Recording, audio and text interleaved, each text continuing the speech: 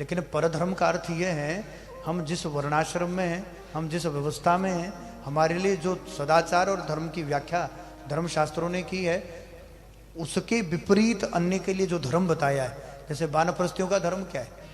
कुछ लोग ऐसे हैं कि जो गृहस्थ में भी फिर वो वानप्रस्थ वाला जीवन जीते हैं, लेकिन वस्तुतः वो धर्म तो वानप्रस्थियों के लिए है। अधिक गृहस्थ आश्रम में, जैसे उदाहरण में हम बताते हैं, हम कितने गृहस्थियों को जानते हैं, वो अनादि छोड़ देते हैं। क्यों?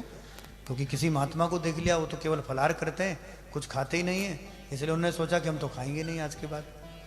अब क्यों नहीं खाते, उनका धर्म तो नहीं समझ में आया, लेकिन उनके जैसा वो अनुपालन करने लग गए, शरीर दुबला पतला हो गया। गृहस्थ धर्म में तो अभ्यागत और आए गए अतिथि की सेवा सत्कार करना परम धर्म है स्त्री का, पर वो धर्म तो निर्वाह नहीं कर रही है, उल्टा वो वानप्रस्थ का धर्म निर्वाह करने में लगी है। तो ये स्त्री का धर्म नहीं, इसको परधर्म कह सकते हैं। ऐसे कई उदाहरण है हमारे पास। हम तो अपने जानकारी में कितने लोगों को जानते हैं जो धर्म वानप्रस्थियों के लिए कहा है और वानप्रस्थी उसको कर रहा है, तो उनको लगता है कि अरे हमारे गुरुजी तो ऐसा करते थे, हमारे गुरुजी तो ऐसा कर रहे थे, इसका अर्थ है कि हमें भी वही करना चाहिए। अरे वो उनका धर्म है, इसलिए गुरुजन जो कहते हैं वो करना चाहिए, गुरुजी जो कर रहे हैं वो नहीं करना चाहिए। वो तो गुरु तो अपना धर्म निर्वाह कर रहे हैं ना। इसलिए गृहस्थ उचित धर्म का निरूपण धर्मशास्त्रों ने अलग से किया है, वानप्रस्थियों के धर्म का निरूपण अलग से किया है, यति और सन्यासियों के लिए धर्म अलग है। तो जिस धर्म की बात हम कर रहे हैं ये गृहस्थियों का धर्म है। पितरों का तर्पण करना, श्राद्ध आदि करना, ये सन्यासी का धर्म थोड़ी है।